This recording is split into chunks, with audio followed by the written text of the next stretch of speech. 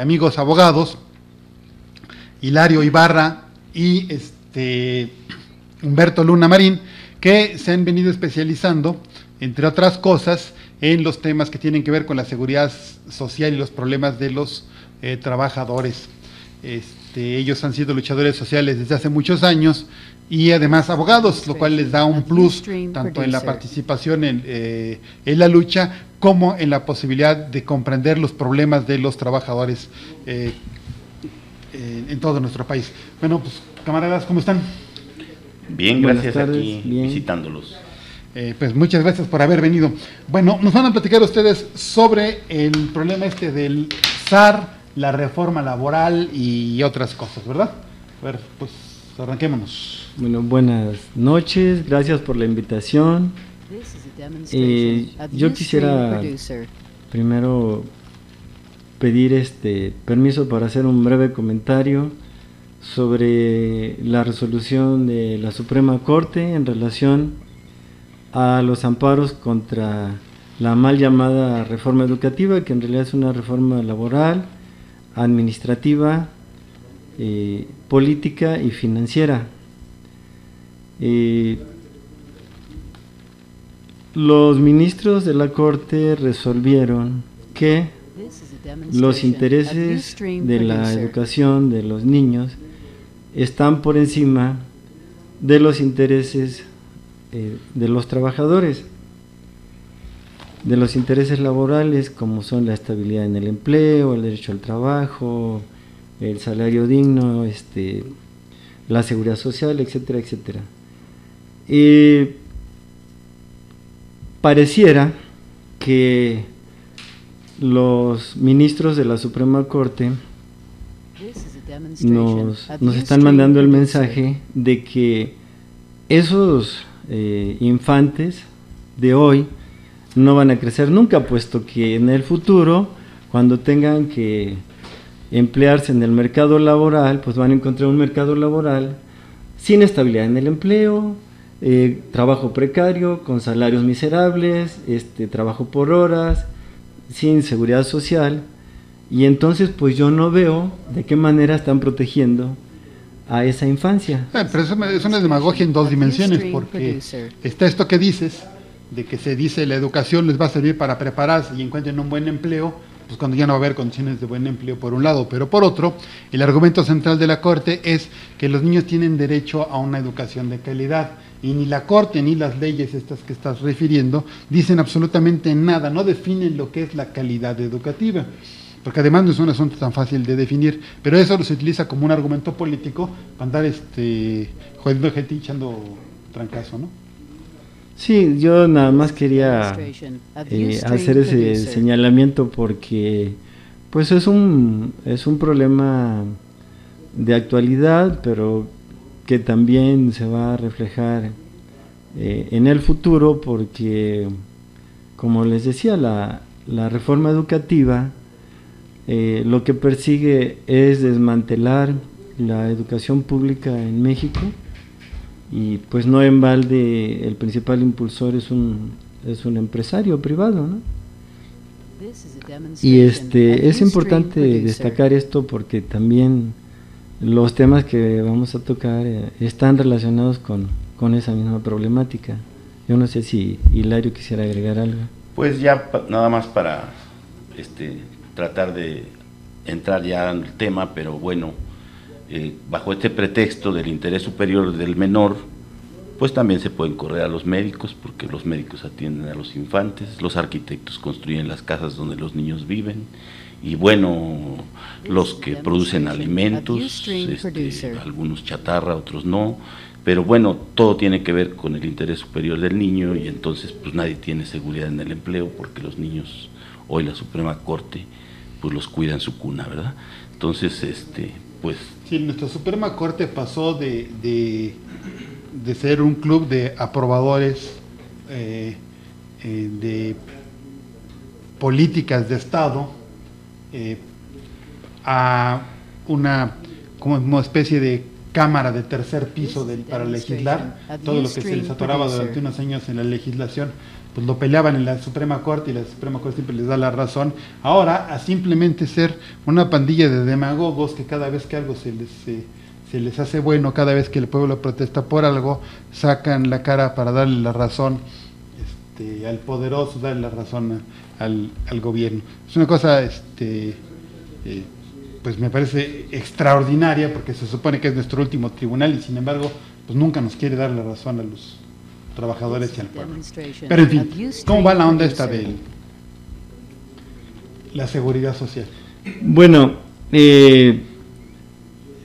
la seguridad social y la educación pública están en la mira de los gobiernos neoliberales o neoconservadores, o como ustedes prefieran denominarlos o identificarlos. La idea es desmantelarlos, pero quisiéramos referirnos a la cuestión de la seguridad social, en particular a algunos temas, ¿no? Irlos tocando puntualmente, como son los estados de cuenta del SAR. O sea, el sistema de ahorro para el retiro se crea en el año 92, tiene 3 subcuentas: ahorro para el retiro, que se compone con el 2% de aportación de los patrones, el 2% del salario base de cotización, ahorro voluntario, que por sí solo se explica, y ahorro para la vivienda, que es una aportación que hacen los patrones con el 5%. Esta cosa se creó para fortalecer el sistema de seguridad social en términos de esto de la vivienda y el retiro de los trabajadores, ¿no? Bueno, yo no diría tanto eso, porque en el año 1972, cuando se crean los institutos de vivienda, como son el Infonavit y el Fobiste, es cuando se crean el fondo para la vivienda con el 5%, pero ¿por qué nace esta prestación? Es una prestación constitucional, es un derecho constitucional. Nace porque el artículo 123, antes del 72, contemplaba que los patrones tenían la obligación de proporcionar casa físicamente al trabajador. Entonces, para quitarle carga y esa responsabilidad a los patrones. Ajá, pues dicen, pues te la voy a dejar en el 5%, ¿no? Y ahí lo vas pagando en abonos chiquitos. Pero aquí hay una cuestión que la mayoría de los trabajadores desconocen, y incluso muchos investigadores, y es que los fondos de vivienda del periodo 72-92 no fueron pagados a los trabajadores, no fueron cubiertos. Entonces se adeudan, esa parte se adeuda, porque primero en 72 la ley establecía que a los 10 años, si no tenías un crédito de vivienda, te devolvían tu dinero. Pero justo cuando se cumplieron los 10 años, se reformó la ley. Bueno, pues ya sabemos cómo son nuestros diputados, de obedientes. Se reformó la ley en esa parte y se estableció a partir de enero de 83 que ya no se iba a devolver ese dinero, sino que cuando el trabajador se pensionara en cualquiera de sus figuras, o se quedara desempleado y tuviera más de 50 años, podía reclamar su dinero y le iban a dar su dinero y un tanto más. Pero curiosamente, a los 10 años, en 92, vuelven a reformar esa parte de la ley para, ellos le llaman, es un término muy bonito, ¿no? Los efectos no lo son tanto, para armonizar, que es lo mismo que hacen ahora con la reforma laboral, armonizar la ley del SAR con la ley del Seguro Social, del ISSSTE, del Infonavit. Y entonces ahí se establece que tanto ya en la subcuenta de vivienda, que tenía que pagar la subcuenta de vivienda, el fondo de la subcuenta de vivienda, un interés anual no menor del 2% y el índice nacional de precios al consumidor, o sea, la inflación, porque puede ser que la inflación esté por encima de los intereses. Entonces, para que conserve el valor real del dinero, ese fondo, lo mismo que en el ahorro para retiro es igual. Pero nada de eso se ha cumplido. Y el estado de cuenta del SAR tiene que venir detallado en las diferentes subcuentas. Eso dice su ley, la ley del SAR. Pero no viene así.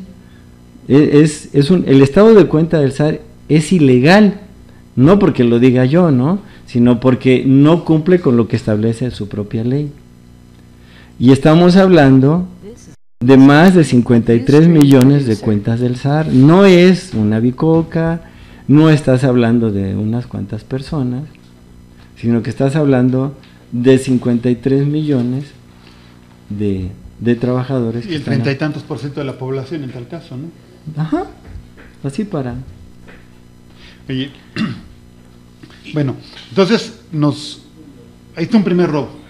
Nos obligan a ahorrar y a los patrones, y luego el gobierno gasta ese dinero, bueno, los gobernantes, no el gobierno, gastan ese dinero, se lo roban, se lo reparten, se lo llevan en clientelismo, en campañas electorales, etcétera.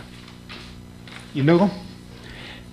Bueno, lo que comenta, mucha gente no sabe, es más, que tiene una cuenta.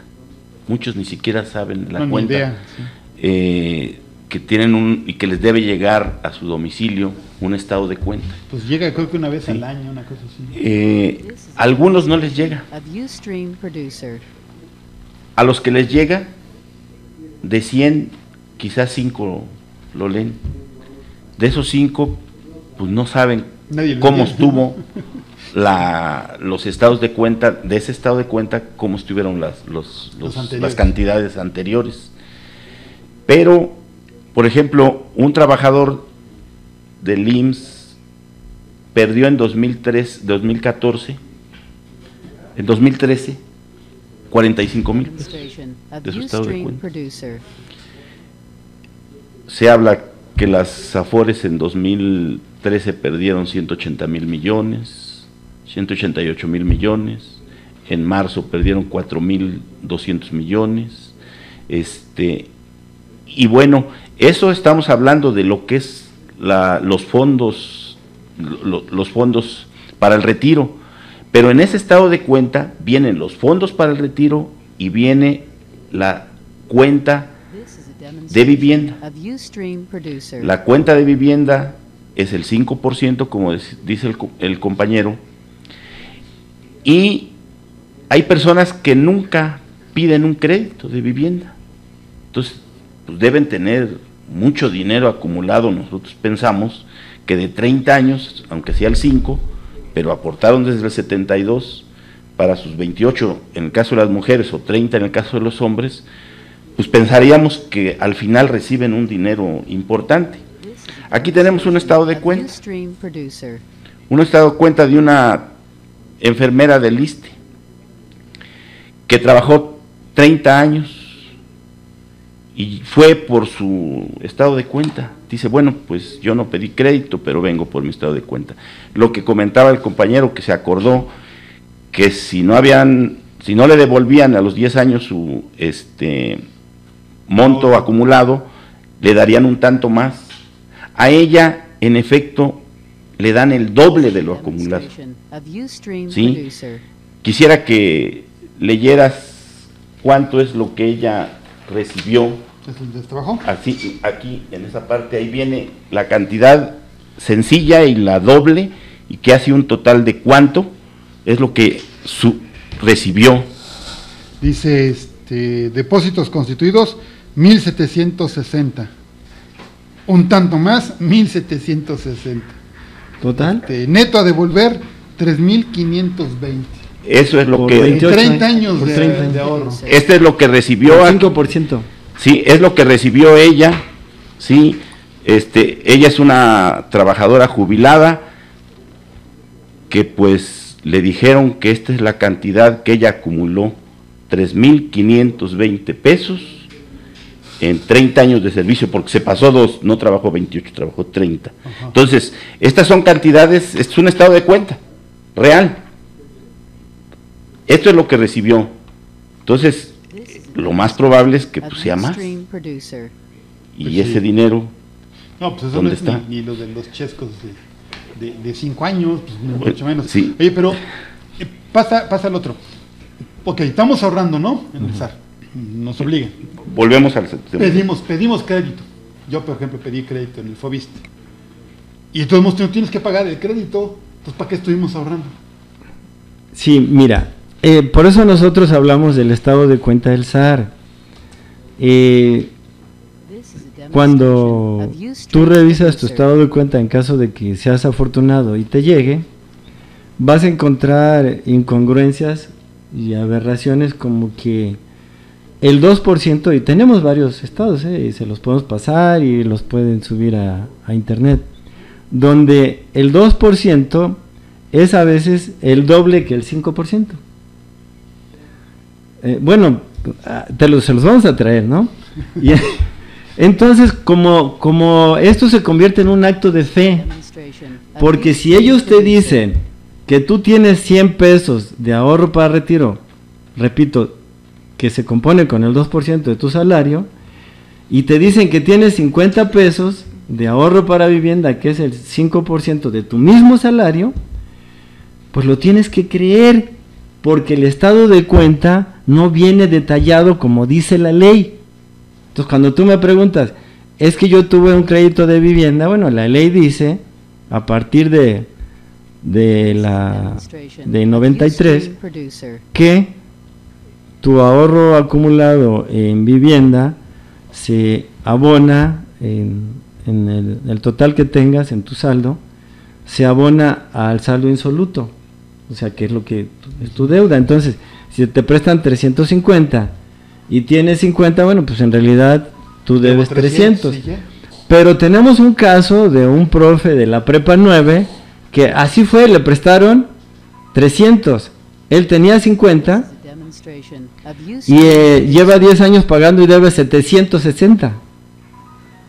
Entonces, todo eso sucede porque nosotros no hemos revisado nuestros estados de cuenta, Héctor. En los 52 millones. Entonces, estos 50 y tantos millones de estados de cuenta del SAR, adolecen, padecen de la total opacidad, lo manejan ellos de la manera en que se les dé la gana. Por eso nosotros lo que decimos es, aclaren el estado de cuenta primero, y ya después vemos si lo que te prestaron y más lo que tú abonaste es lo correcto. Pero además, en tu caso, lo que debes de hacer también de tu préstamo hipotecario es pedir un informe de tu estado de cuenta desde el primer momento, ¿sí? Todo eso lo tienes que reunir para que te digan ellos cómo estás pagando y por qué estás pagando así. Porque lo que sucede es que, como en los bancos, como en cualquier banco, lo que hacen es que nada más pagas intereses y el capital no lo estás pagando. Y bueno, pues lo que pasa en Grecia, ¿no? O sea, te prestan para que te embarques para toda la vida. O sea, sí, lo mismo que te hace... Te prestarte más para que puedas pagar la deuda, ¿no? Entonces, sí. Bueno, de la ERE me estaban comentando que el Infonavit tiene una friolera de dinero por ahí especulando con ella, ¿no, Hilario? Pues sí, se habla que tiene 1 billón de pesos. O sea, 1 millón de millones de pesitos. De pesos, sí. Ese dinero, pues, originalmente se le quitó lo recibió por parte de los trabajadores con la aportación que hacen los patrones del 5%, y bueno, es para hacer casas, y ahí lo tiene guardado, quién sabe cuándo ir a hacer las casas, pero mientras, pues le sirve a el sistema financiero mexicano o al gobierno mismo para... Sí, seguramente no está del todo ocioso, no está haciendo su función, pero está del todo ocioso. Dijiste 1 billón, ¿cuánto me comentabas que tienen las Afores en conjunto? 2,5 billones. O sea que lo que tiene ahorita ahí como medio frío, digamos, el Infonavit, representa casi la mitad, como 40%, 30 y tantos % de todo lo que le han estado sacando a los trabajadores para las famosas Afores, los ahorros del retiro de los trabajadores. Pues sí, y lo que nosotros nos damos cuenta es que es un tema obviamente sumamente árido, es hablar de números. Difícilmente una persona común, un trabajador común, un empleado, un obrero, se va a poner a hacer estas cuentas.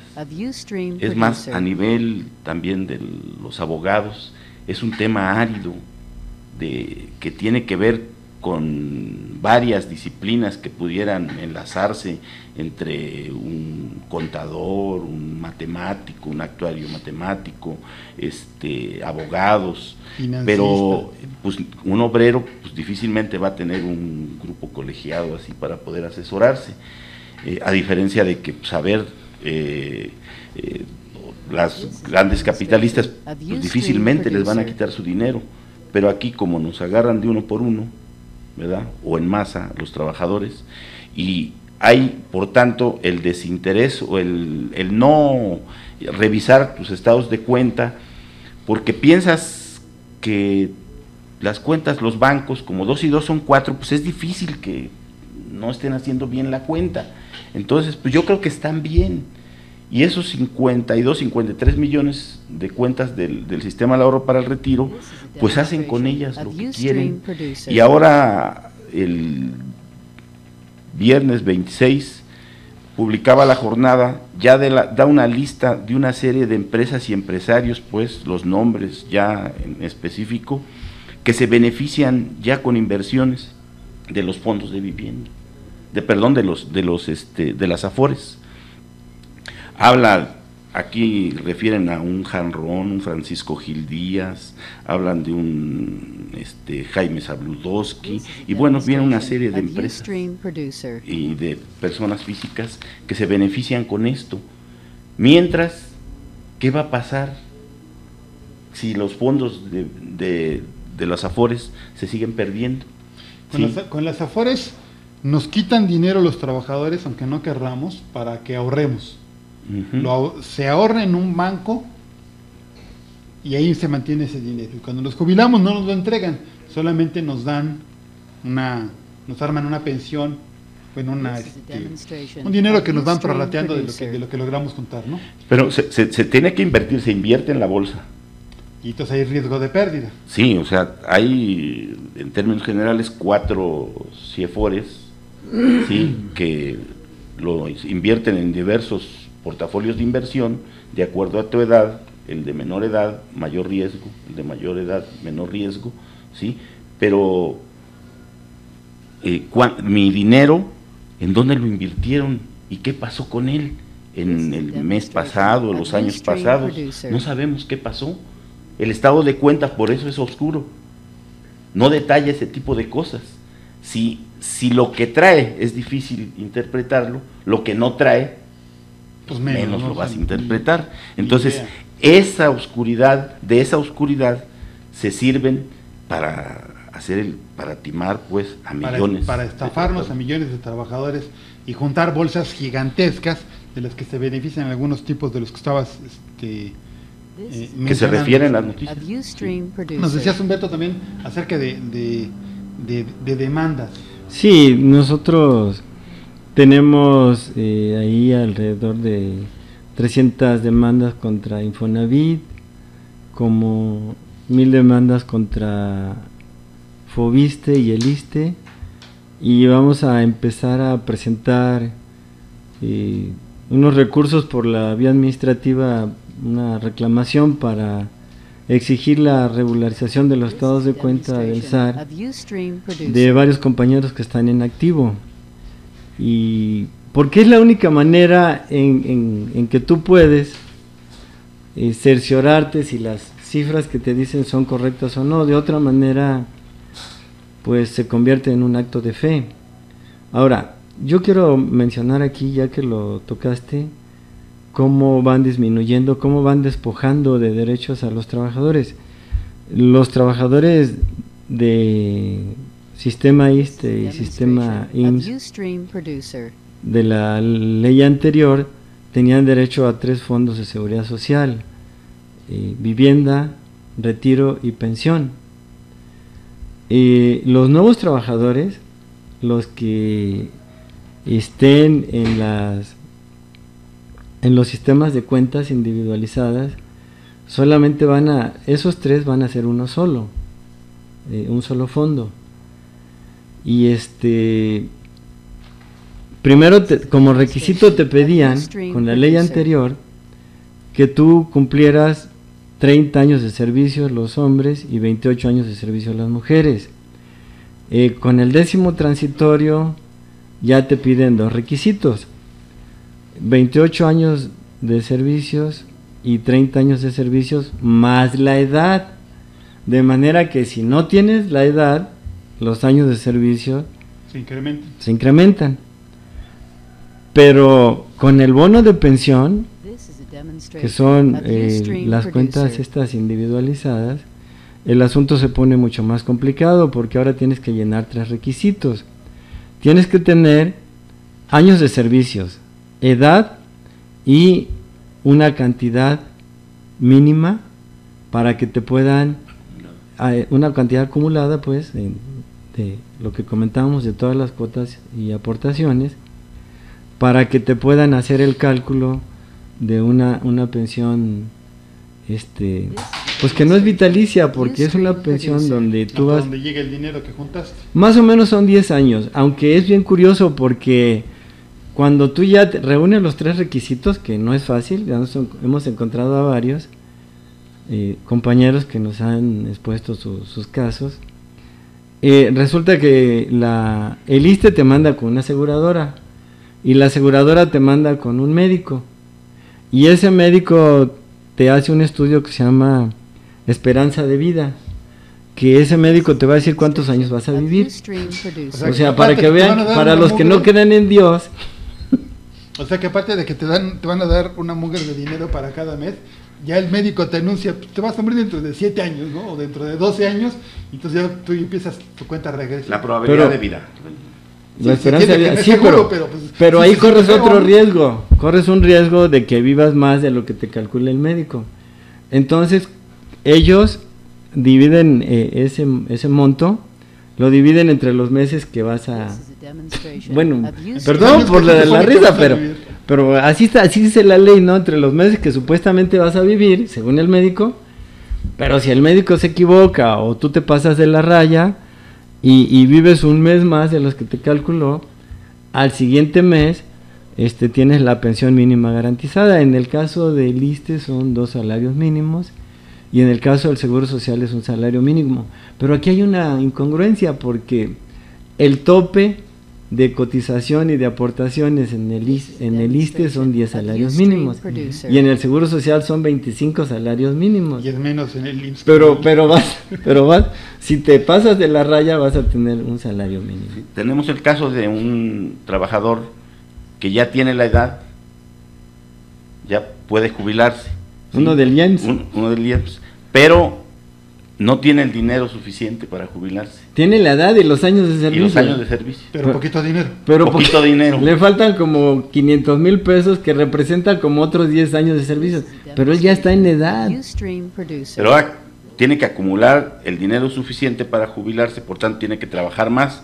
Y ya que trabaje esos 5 o 10 años, a ver si ya acumuló. Y si los junta, pues entonces ya fácil, porque entonces ya estás tan viejito que te retiras con una pensioncita decente para 3 años y te mueres. Y ya. Siendo optimista. Así está planeado el asunto. Más sí, o menos, así, ¿no? Así más o menos. Pero está el otro caso. Hay un compañero de economía, no voy a dar su Ustedes nombre. quieren hacer pedazos mi ánimo, ¿verdad? No.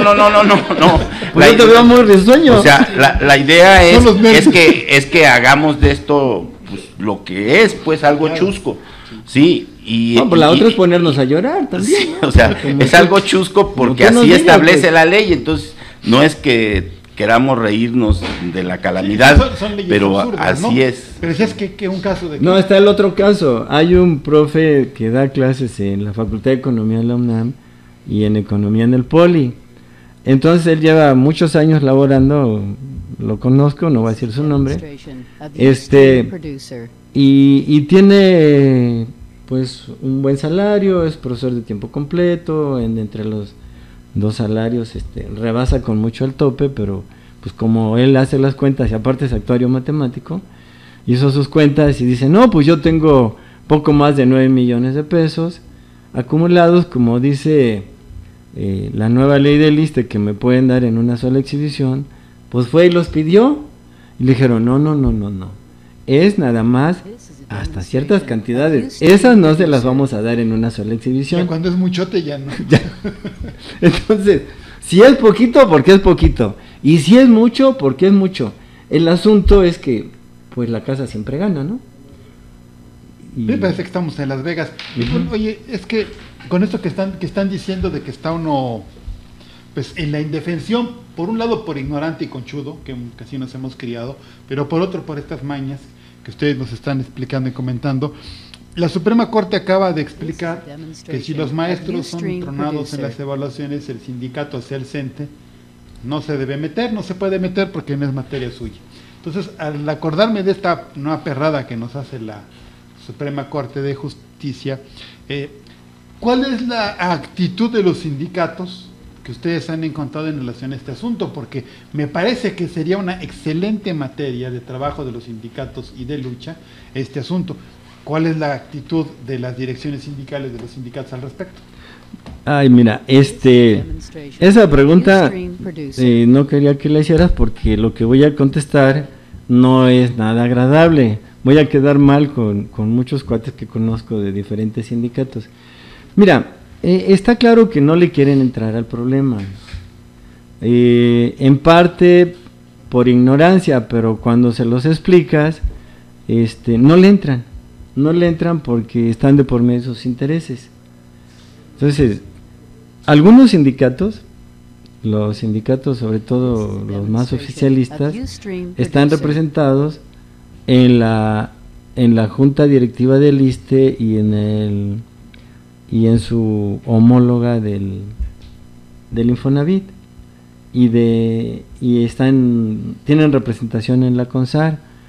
Pero es obvio que yo no conozco hasta la fecha ningún sindicato. Claro, tengo que decir que los compañeros del SUTIEMS, del Comité Ejecutivo, no se han opuesto, nos dieron entrada para que lo planteemos con las bases. Entonces, en ese sentido, no es un tema que esté en la agenda de discusión cuando menos de los sindicatos que yo conozco, ¿verdad? En algunos casos, insisto, por desconocimiento, y en otros, pues, porque comprometería sus intereses. Yo quiero mencionar algo, no sé que se nos vaya a acabar el tiempo. Nosotros manejamos una hipótesis. El Estado mexicano tiene un pasivo laboral, dicho por ellos mismos, de más de 9 billones de pesos. Esto nada más hablando de Seguro Social, ISSSTE, Comisión Federal de Electricidad y Pemex. No estamos hablando de los trabajadores al servicio de los estados y municipios, que ese ya es otra lana que habría que sumarle. Entonces, según nosotros, las reformas a la seguridad social, la reforma laboral que tuvo dos ejes fundamentales, que fue legalizar lo ilegal, que es el outsourcing, y abaratar el despido de los trabajadores, y ahora la reforma, la disque reforma educativa, que como decíamos al principio no tiene nada educativa, porque el principal logro de la famosa reforma educativa fue recuperar al CENTE y apropiarse del PANAL, junto con la prerrogativa del PANAL y las cuotas sindicales del CENTE, ¿no? Entonces, según nosotros, todo esto está amalgamado, es parte de una sola problemática, que es la de que el Estado mexicano no quiere pagar lo que ellos llaman el pasivo laboral, que como señalábamos fuera del aire, no es que se vayan a pensionar y jubilar todos los trabajadores el mismo día o la misma semana o el mismo mes o el mismo año, pero como son instrucciones que vienen de fuera, y como ellos son en ese sentido son muy obedientes y muy sumisos, entonces han creado todas estas reformas con el fin de ellos de correr a los trabajadores antes de que reúnan los requisitos para pensionarse o jubilarse, incluyendo la famosa reforma educativa, que no tiene nada educativa, ¿no? A ver, entonces, la reforma al ISSSTE, la reforma a la ley del IMSS, la reforma laboral y la reforma educativa estarían todas como dentro de un mismo proyecto financiero del Estado mexicano para tratar de deshacerse de los compromisos que tendría que cumplir con los trabajadores en cuanto a pago de servicios como vivienda y las pensiones por edad, por invalidez, por años de servicio. Ese sería el asunto. O sea, desconocer en los hechos, deshacerse legalmente del famoso pasivo laboral. Y entonces quedar como un Estado con menos deuda. Sí, es un despojo, o sea, todo es un despojo, como lo es la reforma energética, es un despojo, para entregar esa riqueza a unos cuantos particulares nacionales y extranjeros, ¿no? Y lo dice un investigador estadounidense, David, no me acuerdo cómo es su apellido, que es una forma de despojo, pues. Todo esto es despojar de derechos, de bienes, de riquezas al pueblo y al país, pues.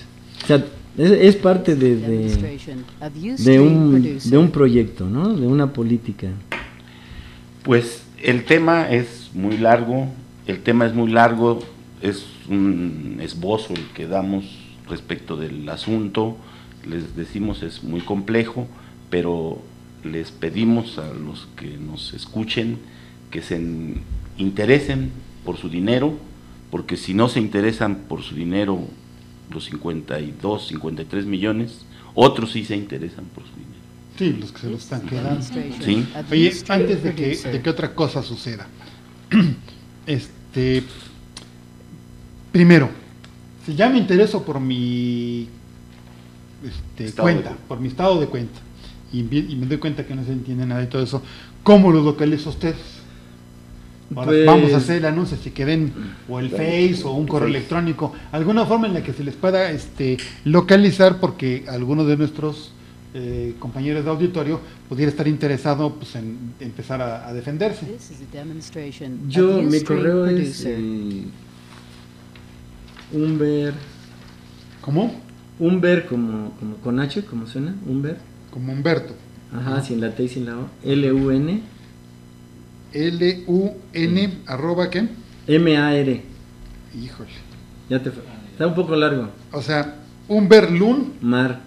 Y luego mar. Arroba Yahoo. Y luego arroba yahoo.com. .mx. Y .mx. Ahí se les puede localizar a los dos. Para recibir una primera orientación y ya si la gente se pone de acuerdo con ustedes y todo, bueno, pues ya será otro rollo, pero pues es que nos dan una información que vale la pena. Yo ahora ya sé que las cosas están mal, ahora a quién acudo, ¿no?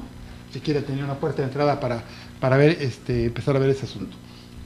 Una cuestión, nosotros con mucho gusto los podemos asesorar, ya sea por la vía esta de la red o en lo personal, lo pueden hacer ellos individual o conjuntamente, pero nosotros no es que querramos ser imperativos, pero nosotros creemos que esto hay que hacerlo organizadamente, porque ¿te acuerdas de Cuauhtémoc, el de CCH Oriente, no? Sí. Me lo encontré un día y me dice, oye, pues llévame a mi caso. Le digo, a ver, Cuauhtémoc, organiza un grupo y le entramos, ¿no? Porque es un problema tan delicado que nosotros si nos ponemos a atender a uno por uno, o sea, y no es que seamos nada más nosotros, nos podemos coordinar incluso, porque en principio no se requiere de un abogado, es un trámite que ellos pueden hacer. la regularización del estado de su estado de cuenta, pero creemos que sí hay que hacerlo organizadamente.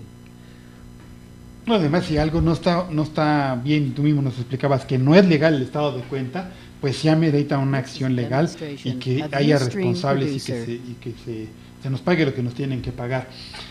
Bueno, se nos ha acabado el tiempo, pero el tamaño del despojo que nos están explicando Humberto y Hilario y los otros despojos que hemos padecido, pues ameritan cosas como la que están pasando en Grecia y en otros países acá en América Latina, es decir, una revolución.